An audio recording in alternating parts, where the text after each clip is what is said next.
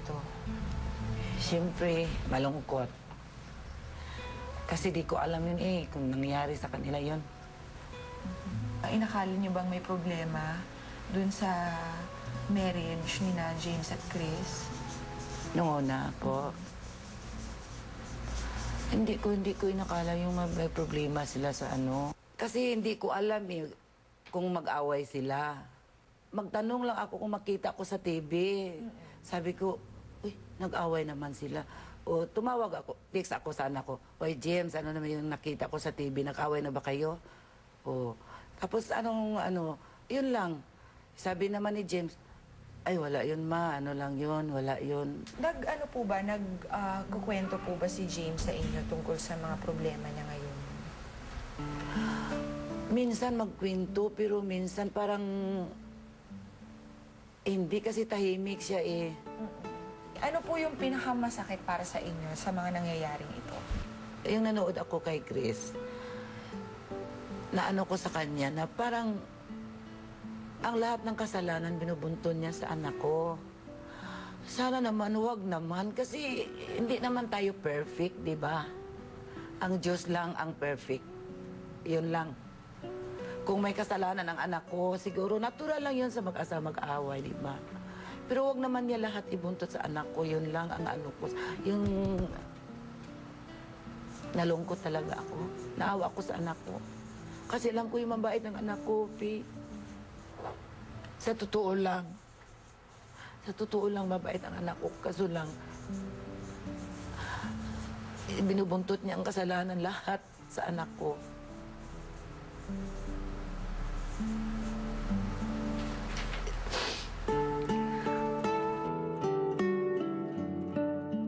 Taon na daw pala silang may problema na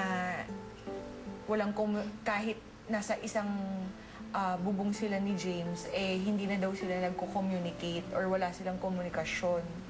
Puro na lang daw away at sigawan na nangyayari. Sa pagkakakilala niyo po ba kay James, siya po ba ang tipo ng taong naninigaw or mainitin ng ulo? Hindi. Alam ko yung ugali ng anak ko. Alam ko talaga ang ugali ng anak ko. Mabait siya. At saka, hindi siya sumisigaw. Kahit umuwi siya dito. Hindi siya ganun. Tapos sabi rin po ni Chris kasi na naging problema rin daw sa kanila yung age gap nila. Kasi 11 years din po yung pagitan nila. Sa tingin niyo po ba, dahilan po ito para magkaroon sila ng problema? Siguro, hindi naman siguro yun dahilan ng ganyan. Marami naman dyan na nag-asawa na malaki ang agwat. Hindi naman ganon. Konsiderasyon din po sabi niya na parang magkaiba sila ng estado sa buhay, na magkaiba sila ng background. Ano pong masasabi niyo tungkol dyan? Hindi naman siguro basihan ng ganyang sitwasyon. May nalalaman po ba kayo tungkol sa pagkaka-null and void ng kasal nila? Sa pagkakaalam ko, parang hindi yung totoo na null and void yung kasal nila. Kasi dati, meron siyang nagpunta dito. Meron akong pinipirmahan na parents consent. Paano ba yun null and void na may pinipirmahan ko? Present po ba kayo nung pinagsama po sila? Nung kinasal sila? Hindi po. Yung pinsan ni James nandoon. Yung best friend niya nandoon. Pero sinabihan po kayo ni James bago po sila kinasal? Or surprise din po? Parang surprise ba? Tapos na sila kinasal. Nung sinabi sa inyo? Opo, tumawag siya ng gabi, siguro mga 1 o'clock or 12 o'clock, ganun. Tumawag siya sa akin. Ano pong reaksyon ninyo? Nagulat ako. Sa totoo lang, umiiyak ako. Dahil? Dahil sabi ko sa kanya, Nagulat ako kasi hindi ka nagpaalam sa amin. Pinaalam mo tapos na kayong kasal. Siyempre, parang nagalit ako. Siyempre, bilang nanay, ina niya ako tapos di niya pinaano sa akin. Kaya nagalit ako. Hindi ako nakatulog, umiyak ako hanggang umaga, sa totoo lang. Nasaktan po kayo dahil hindi kayo sinabihan ni James? Sobra. Or nasaktan po kayo dahil nagpakasal siya kay Chris? Yun na yun.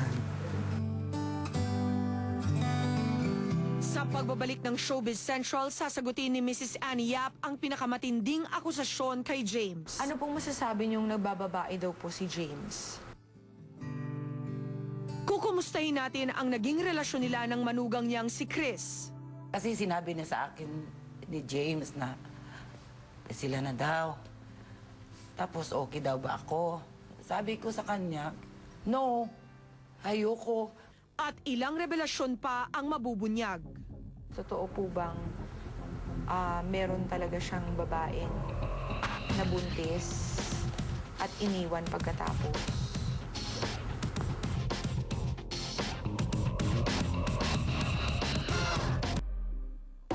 Isa sila sa power couples ng Philippine showbiz, pero nauwi rin sa hiwalayan ang pagsasama nila. Sa pagpapatuloy ng aming panayam sa ina ni James Yap na si Annie, binalikan namin ang pagsisimula ng kanilang 5 taong relasyon. Mga panahon na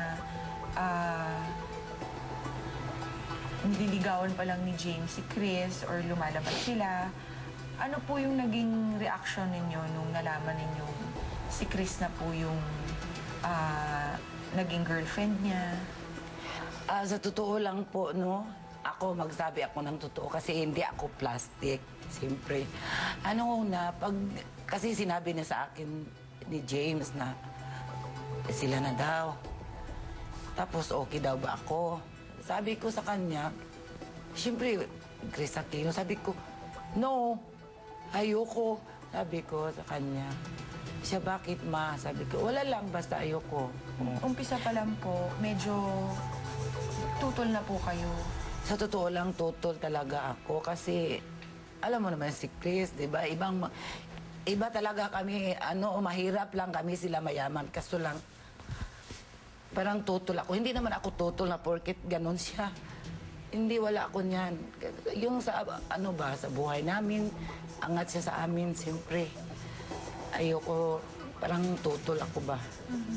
Pero sa huli, gusto ng anak ko, wala kami magawa. Di ba? Sabi ng papa ni James na, nandyan na yun, wala tayong magawa.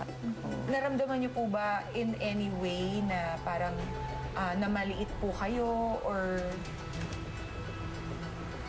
naibas siya sa inyo?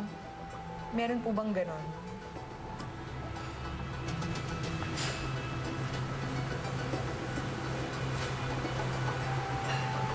Huwag ko na yan sagutin. Okay lang. Yung unang pagkita niyo po ni Chris, naging mas okay po ba yung pakiramdam niyo tungkol sa kanya? Okay lang. Mabait naman po ba siya sa'yo?